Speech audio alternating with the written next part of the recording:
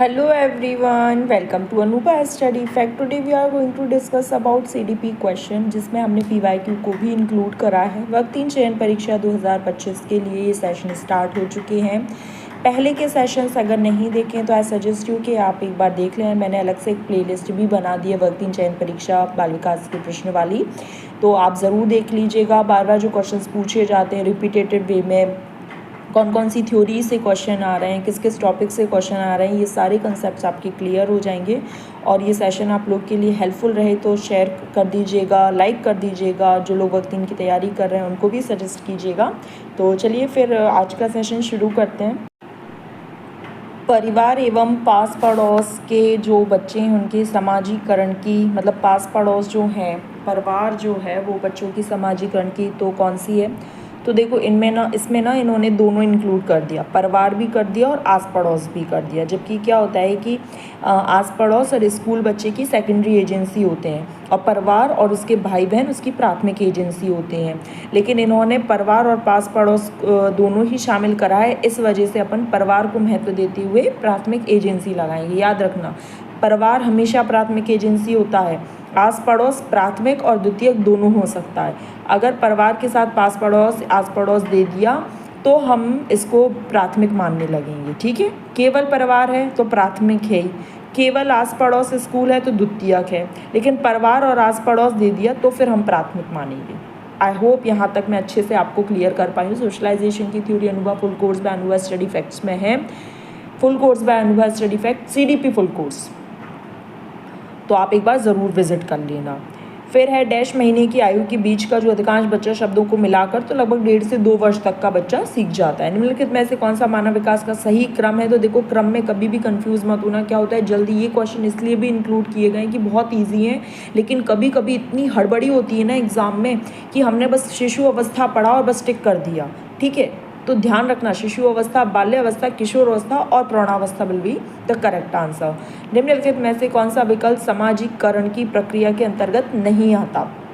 तो देखो, सामाजिक रूप से सम्मत तौर तरीके व्यवहार सीखना, भूमिकाओं का निर्वाह करना, सामाजिक अभिवृत्ति का विकास करना, अच्छी बात है। अहम केंद्रित नहीं, अहम केंद्रित मतलब होता है ईगो सेंट्रिक, मतलब होता है जहाँ केवल आप अपने पर्सपेक्टिव से समझते हैं, अपने पर्सपेक्टिव से ही चलना चाहते हैं।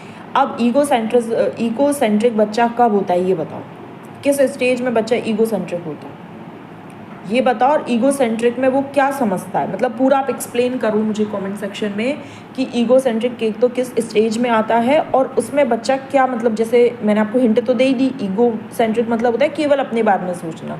तो अब बच्चा क्या सोचकर ईगो सेंट्रिक बन रहा है और ये टर्म किसने इंट्रोड्यूस करा कि बच्चा ईगो सेंट्रिक है, ये सारा कुछ आप मुझे कॉमेंट्स में बताओगे। ठीक है, निम्नलिखित में से कौन सी बाल्यावस्था की एक विशेषता नहीं है। तो देखो, बाल्यावस्था में क्या होता है कि सामूहिकता की प्रबलता हो जाती है, अभिवृद्धि में स्थिरता आ जाती है, समूह खेलों में सहभागिता आ जाती है। बाल्यावस्था, यहाँ पे पूर्व उत्तर बाल्यावस्था तो डिफरेंशिएट किया नहीं है। बाल्यावस्था मतलब 2 से 6 वर्ष तक को मान लिया। जिज्ञासा की कमी नहीं होती, बच्चा बहुत ज़्यादा क्यूरियस होता है। आपने भी देखा होगा, ये क्या है, वो क्या है, इससे क्या होता है, ऐसे सारे क्वेश्चन करता रहता है। किस अवस्था में शारीरिक वृद्धि तीव्र होती है। तो शारीरिक वृद्धि जो है वो शिशु अवस्था में बहुत ही शारीरिक वृद्धि। निम्नलिखित में से कौन सा किशोर अवस्था का नाम नहीं है। तो बाल्यावस्था प्रौढ़ावस्था के बीच है, समस्यात्मक अवस्था है, संघर्ष तनाव विरोध की अवस्था है, स्फूर्ति नहीं है। यहाँ पर बच्चा लुस्त सा हो जाता है, मतलब ऐसा नहीं, लेकिन हाँ मतलब थोड़ा सा in comparison to these 3 option स्फूर्ति अवस्था को हम थोड़ा सा अवॉइड करेंगे। मनोविज्ञान शाला उत्तर प्रदेश में कहाँ है। तो ये फैक्चुअल चीज़ें, ये भी आपको याद होना चाहिए। इलाहाबाद और सबसे पहले लिप्जिग जर्मनी में लैब खुली थी, ये भी आपको याद होना चाहिए, लिप्जिग जर्मनी में। ठीक है, विलियम वुंट के द्वारा। हॉल का जो सिद्धांत है वो किसकी व्याख्या करता है। तो किशोर अवस्था, स्टैनली हॉल ने किशोर अवस्था को तनाव तूफान की अवस्था कहा था। किशोर अवस्था, स्टैनली हॉल से किशोर अवस्था याद रख लो आप। अपने शिष्य के संवेगात्मक विकास के लिए अध्यापक को क्या करना चाहिए। तो आप अपने शिष्य के प्रति प्रेम और स्नेह विकसित करो। ये नहीं कि आए उनको पक्षपात कर दिया, सेग्रीगेट कर दिया, अलग थलग कर दिया, आइसोलेट कर दिया, माता पिता के स्थान लेने की कोशिश कर रहे हो, या उनके बीच में शर्त रख रहे हो, या मतलब कुछ भी ऐसा जो बच्चे के प्रति अच्छा व्यवहार ना दर्शाता हो, बल्कि आप शिष्य के प्रति प्रेम और स्नेह जता सकते हैं। निम्न में से कौन सा वृद्धि और विकास का प्रथम चरण है? तो शारीरिक विकास, सामाजिक, नैतिक, मानसिक। ये देखो सारे विकास आपस में इंटर रिलेटेड होते हैं, इसलिए हम किसी भी इसको प्रथम चरण नहीं मानेंगे। शारीरिक विकास को प्रभावित करने वाला जो है तो खेल, व्यायाम, वातावरण, वंशानुक्रम सभी। निम्नलिखित में से कौन सा बालिका का अन्य नाम नहीं है? तो विद्यालय आयु है, स्फूर्ति की आयु है, गिरोह दल की आयु है, लेकिन गिरोह से पूर्व आयु नहीं है, ये तो गिरोह की आयु है ही। अगर गिरोह से पूर्व की आयु होती तो वो आपकी शिशु अवस्था होती। निम्न में से कौन सा अबोध स्तर के शिक्षण में शामिल है? तो तुलना।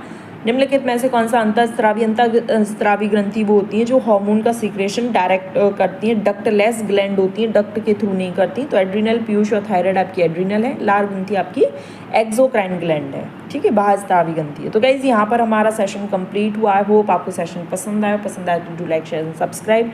नेक्स्ट सेशन में मिलते हैं। Thanks for watching this video.